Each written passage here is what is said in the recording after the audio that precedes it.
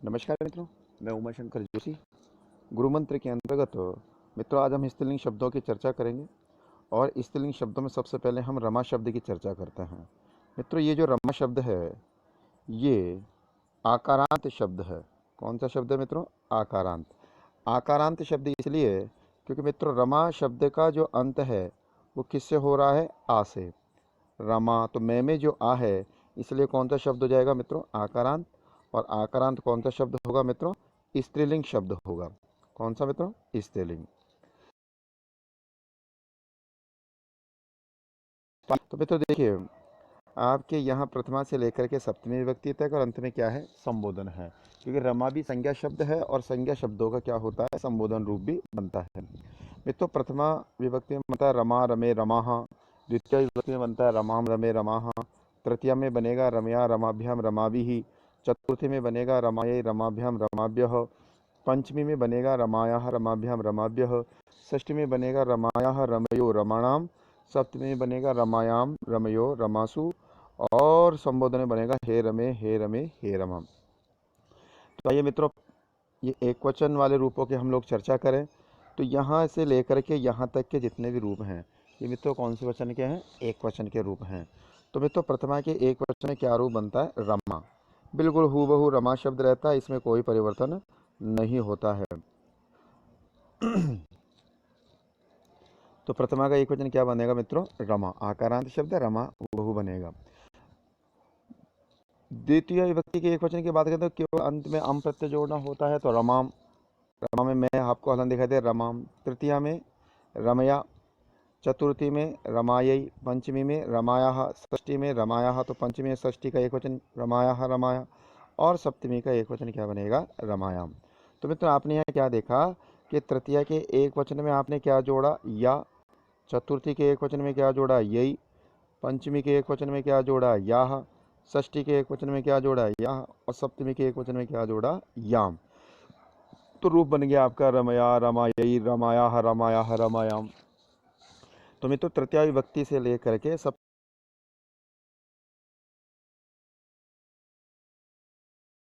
याह याह यम जोड़ करके तो एक वचन में क्या रूप बने रमा शब्द के? रमा रमाम रमया रमायई रमायाः रमायाः रमायाम। और संबोधन का जो एक वचन है मित्रों, संबोधन का एक वचन क्या बना?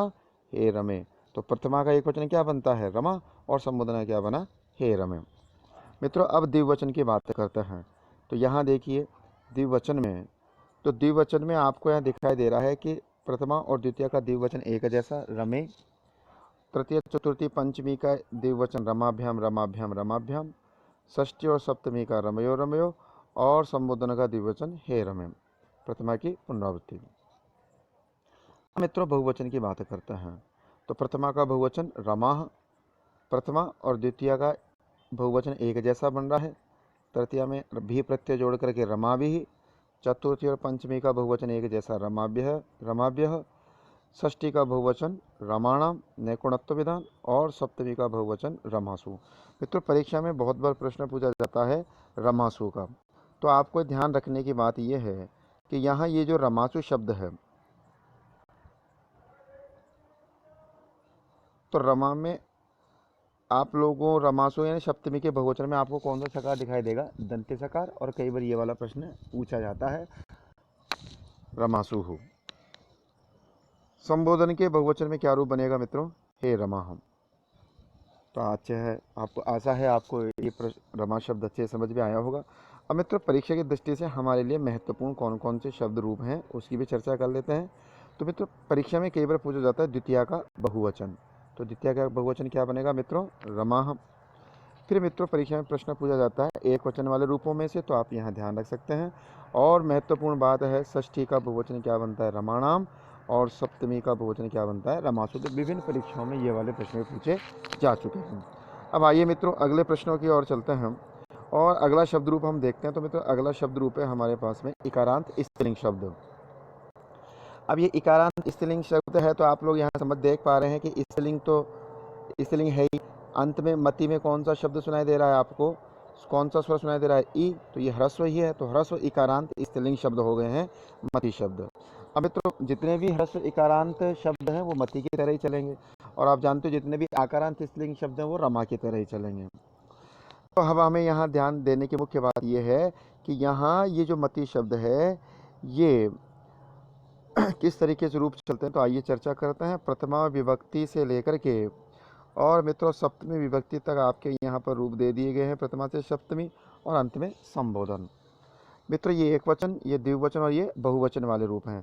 तो आइए सबसे पहले हम इनके एक वचन वाले रूपों की चर्चा करते हैं, उसके बाद में द्विवचन और अंत में बहुवचन रूपों की चर्चा करेंगे, फिर अंत में सारक्रमित रूप से एक बार इसको सुनेंगे और देखेंगे।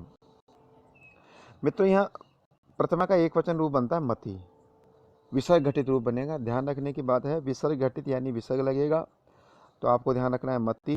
द्वितीय विभक्ति का एक वचन बनेगा मतिम, तृतीया का मत्या, चतुर्थी का मत्यै मतये, पंचमी का मत्या मते, षष्ठी का मत्या मते, सप्तमी का मत्याम मतौ, और संबोधन में हे मते। अब आपको यहाँ लग रहा होगा कि यहाँ पर चतुर्थी से लेकर के हम लोगों ने सप्तमी तक के जो रूप देखे हैं, यहाँ आपको दो दो रूप दिखाई दे रहे हैं। मित्रों दो रूप इसलिए दिखाई दे रहे हैं कि एक रूप तो ये स्त्रीलिंग शब्द मति की तरह अलग से रूप चल रहे हैं स्त्रीलिंग की तरह, और एक तरफ पुल्लिंग शब्द की तरह। तो पुल्लिंग इकारांत शब्द हरिय शब्द आपने पढ़ा है, तो वहाँ चतुर्थी का एक वचन में क्या रूप बना था, हरये, तो यहाँ क्या बन गया, मतये। मित्रों वहाँ बना था हरे, यहाँ क्या बना, मते है, मते है, और वहाँ बना था हरऊ, और यहाँ क्या बन गया, मतऊ। तो यानी कि ये वाले जो रूप आपको दिखाई दे रहे हैं ये पुल्लिंग शब्दों के रूप की तरह चलते हैं।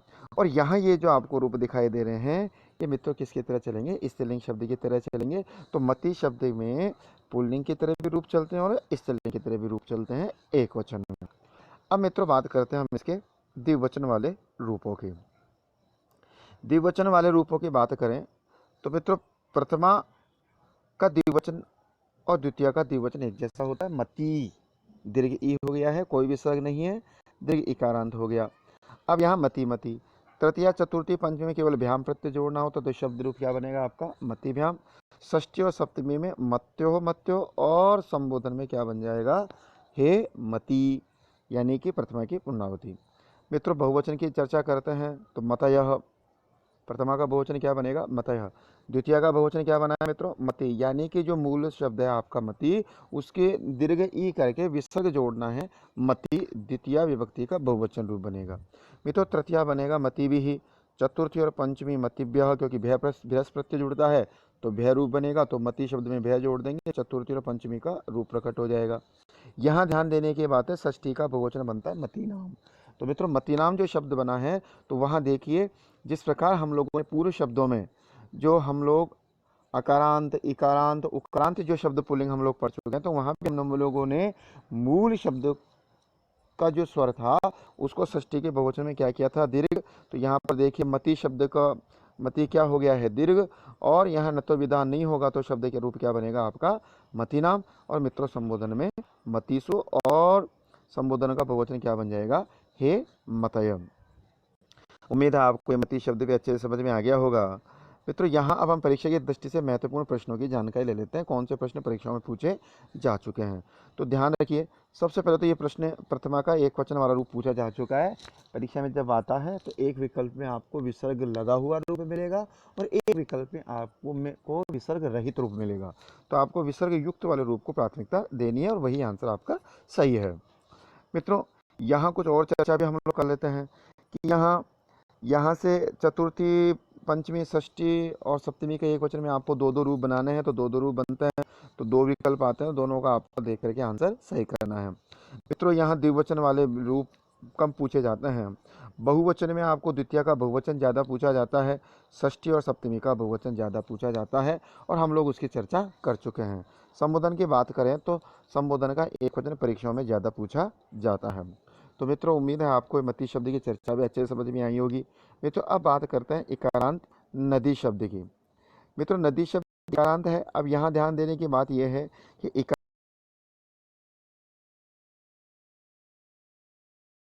दीर्घ इकारांत और दीर्घ इकारांत शब्द नदी के रूप हम लोग यहाँ देख पा रहे हैं। तो प्रथमा से लेकर के सप्तमी तक हमारी यहाँ पर विभक्ति है और अंत में क्या है मित्रों, संबोधन। यहाँ एक वचन द्विवचन और बहुवचन रूप दिए गए हैं। मित्रों आइए सबसे पहले हम एक वचन रूपों की चर्चा कर रहे हैं। नदी प्रथमा के एक वचन में कोई विसर्ग नहीं है, नदी है। नदीम द्वितीया का एक वचन। नद्या, नद्यई, नद्याः, नद्या, नद्याम। तो आप लोग या, यई, याह, याह, याम जोड़ करके रूप बना सकते हैं। और यहाँ संबोधन के एक वचन में क्या बनेगा, हे नदी। तो यहाँ देखिए प्रथमा के एक वचन में नदी शब्द में ई दीर्घ है, और यहाँ संबोधन के एक वचन में नदी में ई ह्रस्व है। तो परीक्षा में आपको ध्यान रखना है। मित्रों द्विवचन की बात करते हैं तो प्रथमा और द्वितीय का नद्यो नद्यो, तृतीय चतुर्थी पंचमी का नदीभ्याम नदीभ्याम नदीभ्याम, षष्ठी और सप्तमी का नद्यो नद्यो, और संबोधन का द्विवचन हे नद्यो प्रथमा की पुनरावृत्ति। मित्रों यहाँ प्रथमा द्वितीय तृतीय चतुर्थी पंचमी षष्ठी सप्तमी के बहुवचनों की चर्चा करें हम, तो देखिए प्रथमा का एक वचन क्या बनता है मित्रों, नद्यः, और द्वितीय का बहुवचन क्या बनेगा, नदी। तो स्त्रीलिंग शब्दों की मूल खास बात यह है कि अगर द्वितीय का बहुवचन रूप बनाना हो तो जो मूल शब्द है, अगर ह्रस्व शब्द है तो उसे दीर्घ कर दें, और अगर दीर्घ स्वर है तो उसे दीर्घ रहने दें, और अंत में क्या जोड़ दें, विसर्ग।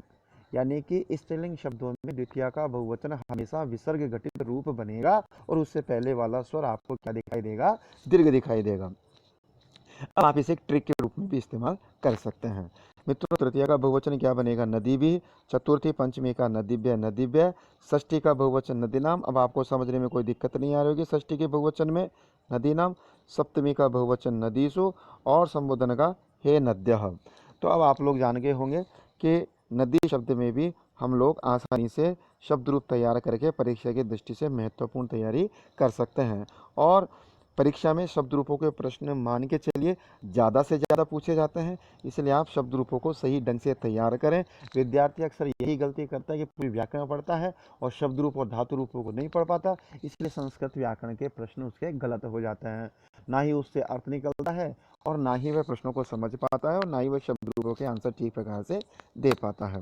मित्रों एक नियम आप जाते जाते यहाँ ये और समझ जाएं कि यहाँ पर नदीशु में आपको कौन सा शकार दिखाई दे रहा है, मूर्धन्य शकार। तो एक ध्यान रखें, यदि से पहले ए या आ स्वर हो तो मित्रों यहाँ हमेशा आपको कौन से सु का प्रयोग करना है, दंत्य सु का, और इनके अलावा कोई भी हो, यानी ए और आ से भिन्न कोई भी हो तो आप कौन से शकार का प्रयोग करेंगे, मूर्धन्य शकार का। तो रूप आपका यहाँ पर क्या बनेगा, नदीसु। जैसे आप यहाँ पर भी क्या रूप बना पाए हैं, मतीसु बनाए पाए हैं, क्योंकि से पहले ए या आ से भिन्न स्वर है, यहाँ पर भी ए या आ से भिन्न स्वर है। और ऊपर देखते हैं हम लोग, तो मित्रों आप लोग ये भी जान पाए होंगे कि यहाँ रमा शब्द में कौन सा सु दिखाई दे रहा है आपको, दंत्य सकार। उसका कारण भी यही है, व्याकरण नियमों की चर्चा हम लोग नहीं कर पा रहे हैं यहाँ पर, क्योंकि ये व्यवहार का विषय है, इसलिए हम इसको व्यवहार में पढ़ रहे हैं। तो मित्रों आशा है कि गुरु मंत्र की जो ये मुहिम है कि ज़्यादा से ज़्यादा विद्यार्थियों तक इस समय इसकी मांग है कि कैसे भी उनके पास विषय पहुँचे। तो मित्रों इस समय विद्यालय में आप आ नहीं सकते हैं और कहीं पढ़ने आप जा नहीं सकते हैं, तो आप घर बैठ करके मेरे इस YouTube चैनल के माध्यम से, चाहे प्रतियोगी परीक्षा हो चाहे विद्यालय स्तर की परीक्षा हो, आप अच्छे से तैयारी कर सकते हैं। आप इस वीडियो को ज़्यादा से ज़्यादा शेयर करें, ज़्यादा से ज़्यादा विद्यार्थियों तक पहुँचाएँ, जिससे वो इसका सदुपयोग कर सकें और आने वाली परीक्षाओं में वो अच्छे अंकों से उत्तीर्ण हो सके और अपने भविष्य की संकल्पना को मूर्त रूप दे सकें। हमेशा आपका शुभ चिंतक उमा शंकर जोशी। जयतु संस्कृतम, जयतु भारतम।